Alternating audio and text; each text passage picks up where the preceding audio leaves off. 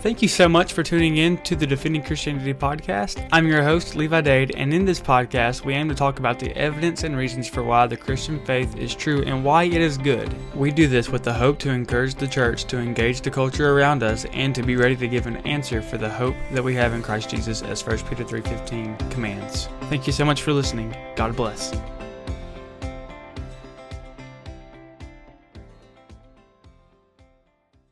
But it's all about restoring meaning back to the word abortion, just kind of showing what it is. And then I point out the fact that we don't kill innocent, defenseless human beings for the reasons that people give to justify abortion. That none of them are good enough to end the life of an innocent human being. So I'm curious, when you give those presentations on college campuses, do you have a Q&A? I do. Yeah. Well, depending on the event, but Q&A is my favorite part. Yeah. Of course, as an apologist, it always is, right? Yeah. So I was curious if you had any arguments or responses from your PowerPoints that you've heard over that time doing it that did make you have to stop and say, wait, how do I answer this? Like, was there any tough responses that you've ever had? Well, yeah. So there's two components to this discussion, which we alluded to at the very beginning of our time. There's the intellectual component, which is, I think, solid. We don't take the life of innocent human beings. The preborn are innocent human beings. Therefore, we should not or ought not take their lives. Excuse me. That is logically, I think it's solid, backed by science. But then there's the emotional component, and for me, I'm a pastor kind of at heart, and I love people. And that kind of goes into what we said before. I want to put on God's eyes when I look at people. So this is why I like Q&A the most, because I get to relate to people, and then they get to actually see that I'm a human being. Like, not oftentimes we in apologetics can come across as like kind of robotic, and sometimes we're viewed as like we just want to win the debate. And during the Q&A period, they get to see that I'm a human being and I wrestle with this stuff. And so when I hear stories from people, my heart really does break for them, but it doesn't make me stop and reconsider my position. So when I hear somebody's personal testimony to their story, I always take a brief pause. The facts are on our side.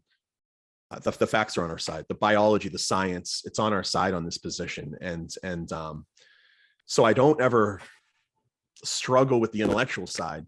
I do struggle with the emotional side. When I hear of a 12-year-old girl being raped repeatedly by her stepfather and becoming pregnant, and I understand the difficulty trust me, because I'm defending the position I think that innocent human baby is deserving of life, and I think that's the best choice. But it doesn't make it easier, because the facts are on my side. It doesn't make it easier for me to relate and then translate that answer to a person. So while I get hard questions, but they're not intellectually hard, because I think intellectually we have the facts on our side, but emotionally it can be really difficult. And we want to let these things weigh heavy on our heart, Levi. Like, our heart should break for these people. Because for a number of reasons, right? Our heart should break for the unborn, but our heart should also break for the men and women who have to struggle through this. We got to lead with compassion here. Yeah. But it's never justifiable to take the life of an innocent human being, ever. That's why that fundamental question, what is the unborn, is so important. Yeah, I think many pro-life people assume that everyone who is pro-choice is knows that it's a human being and that they are malicious in their support of it. Yeah. I think that's not a good way to approach it, because then we see them as, we can't relate to them as well. Seeing them as people who do struggle with that, and who actually do see that as the only or the best choice for not just them, but also for the baby. Yes. But to them, that's something that they're struggling with, and seeing them in that light can change our tone with them as well. And our tone should be soft. When I see people, I was a new Christian. I've only been a Christian 16 years. And I remember when I was a brand new Christian, I was maybe a Christian for 2 years. I was on my first anniversary with my wife. We were up in San Francisco, and we were circling our hotel because the parking garage was closed. Anyways, on the corner of our hotel, there was a big, huge demonstration, and there were these people, Christians, holding the signs. It was an anti-homosexuality protest, and they were holding, God hates, and then the F word, the derogatory word for gay people. God hates gay people, ultimately, is what they're saying. And then another sign says, repent or burn in hell.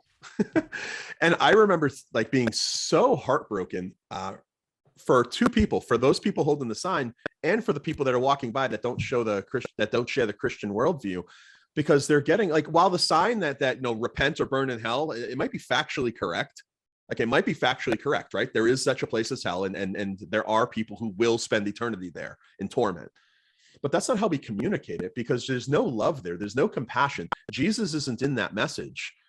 And the same is true for abortion. Like, when I see these guys yelling at mothers and fathers walking into an abortion clinic, my heart breaks for the person that's walking into the clinic, for the unborn child, and for that Christian who thinks that they're doing good, but they're not. Tone matters, tone, and how we present the message, it really matters. We want to have, knowledge, wisdom, and character, the three pillars that we stand on at Stand to Reason, right? We have to have the knowledge in order to present an argument, right? We have to have the wisdom, the know-how to present it, but we also need character.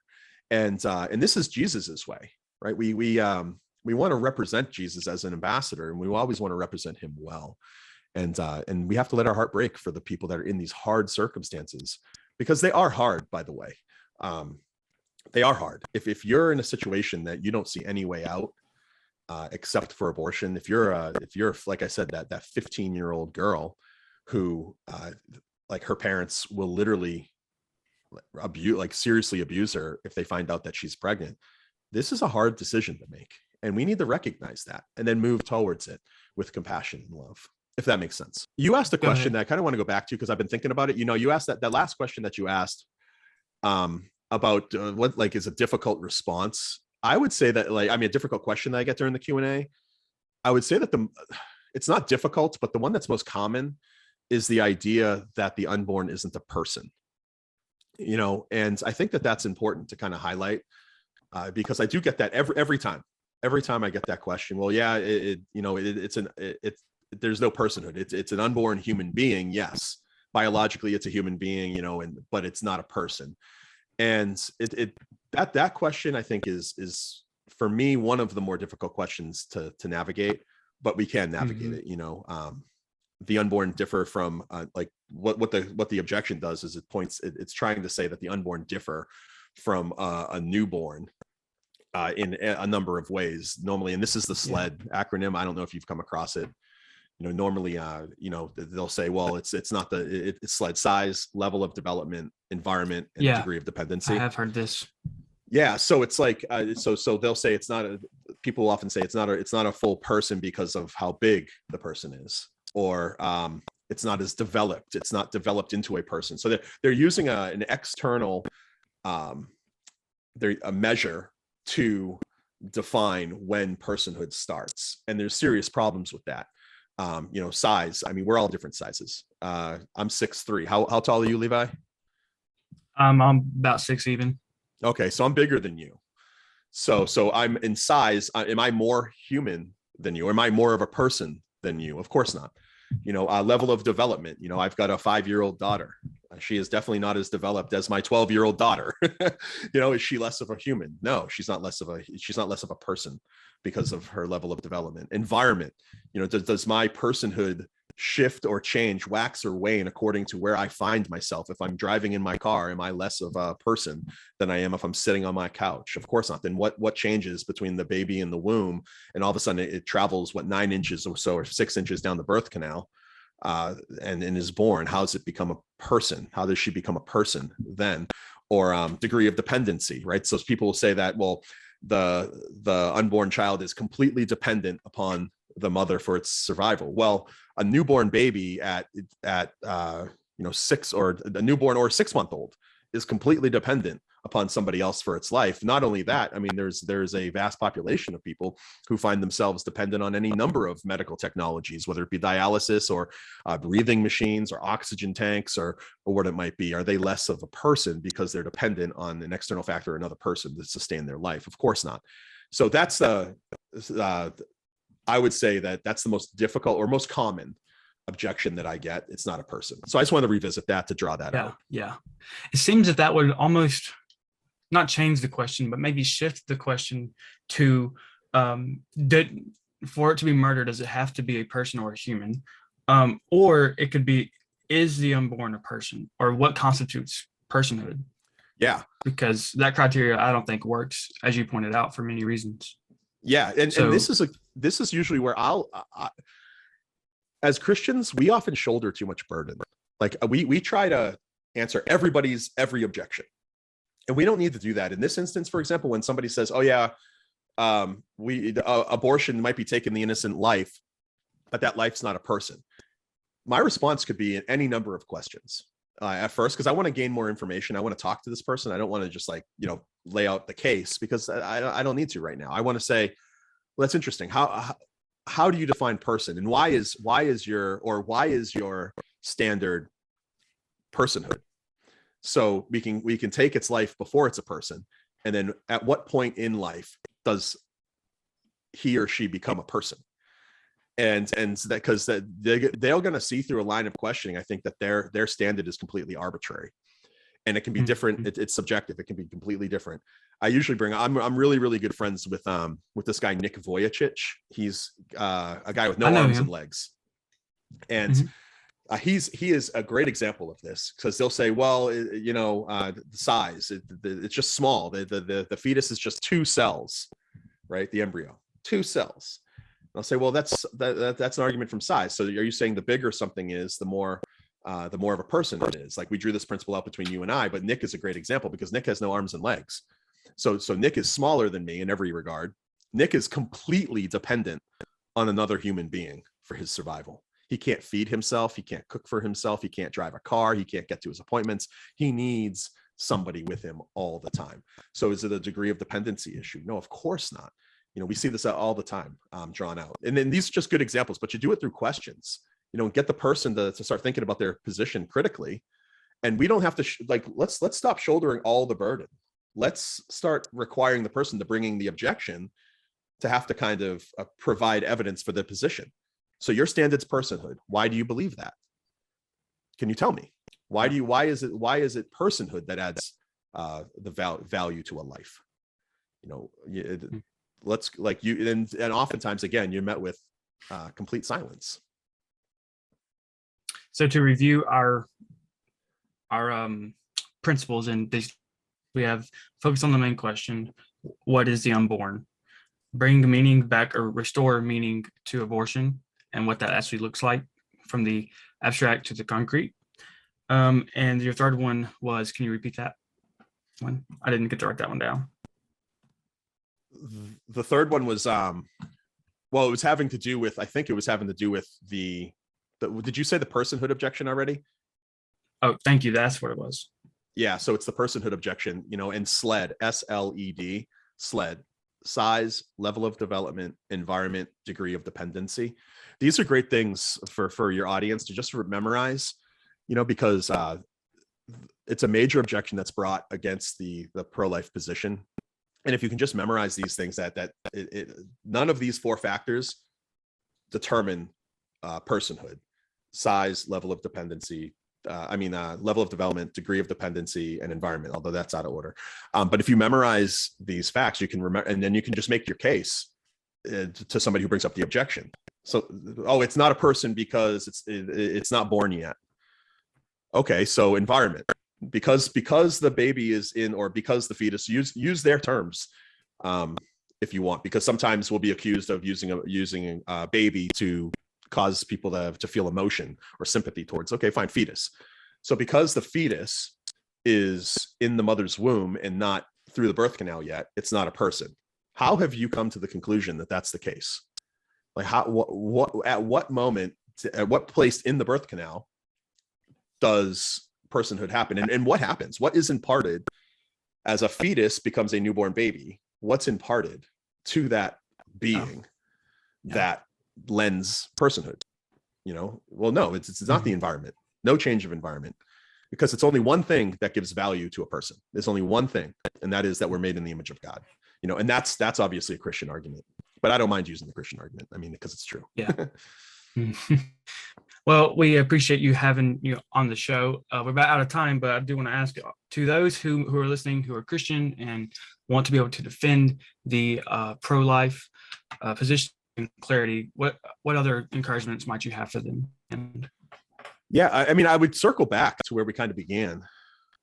Learn some facts. Learn how to converse in a way where you kind of, there's no pressure on anybody, and don't shy away from these conversations. The abortion conversation is one of the most important of our day because honestly, we have every year we have a Holocaust in our country.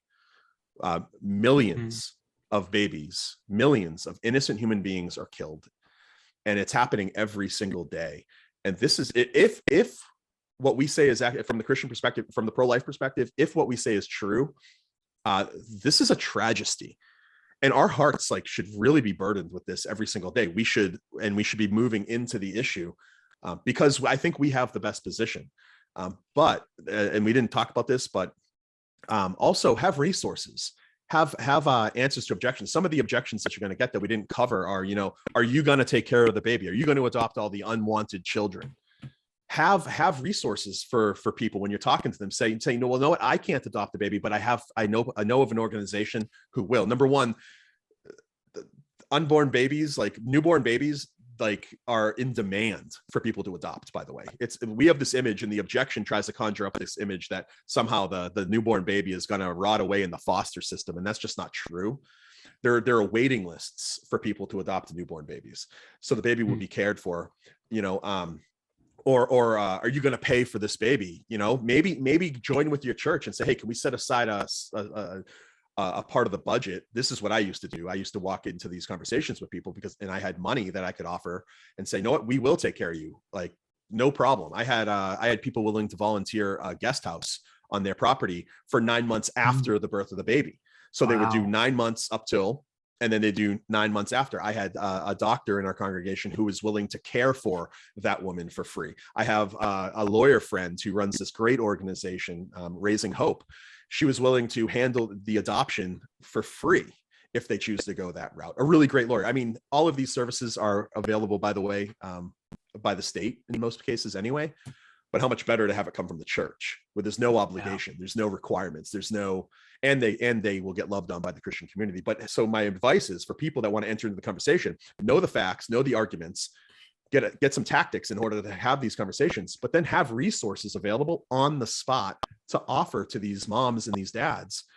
I used to say to women, I cannot tell my parents. I said, you don't know me, but know what? I will go with you to your house, and I will stand by your side as you tell this to your parents. I will counsel you through it. I will help you. I'll be there every step of the way. I have people in our church who will want to care for you and take you in, and so all of these objections, one by one, if we walk into the conversation with solutions, they just topple down. Okay, done. Will you adopt my baby? My wife and I have a standing agreement that if anybody ever says that to me, I'll say, yes, absolutely. I will adopt your baby. So how do you respond to that, right? Because they often, that incident in Plymouth, when I had my daughter on my shoulders, surrounded by all these pro-choice people, that I got that all the time. Oh yeah, are you going to adopt my baby? Yes. And what do you say to that? Never mind. No, they just walk away because it's not about that. There's other things going on, right? So, anyways, that's my advice. I can imagine someone saying, "Well, are you going to adopt everyone's babies?" Yeah. Well, how many babies do I have to adopt? How many is enough? Yeah. Greg Kokel did this anyways, Greg does a great job at this because Greg has two adopted daughters. And how many do I have to adopt to change your mind? 100? If I agree to adopt 100 babies, will you be pro-life?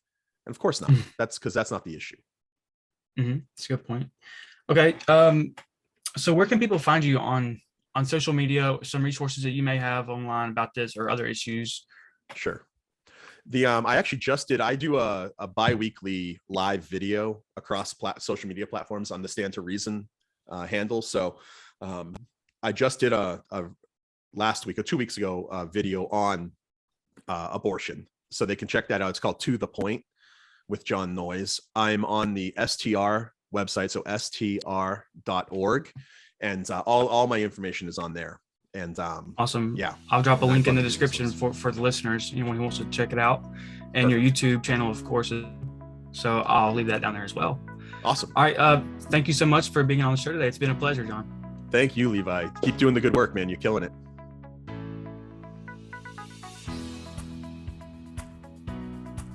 Thank you so much for joining us today on Defending Christianity podcast. I hope and pray that you were encouraged and strengthened in your faith. And if you're someone who's seeking truth, I hope and pray that you have gotten closer to that, because Jesus is the truth. Join us next time on the Defending Christianity podcast. God bless.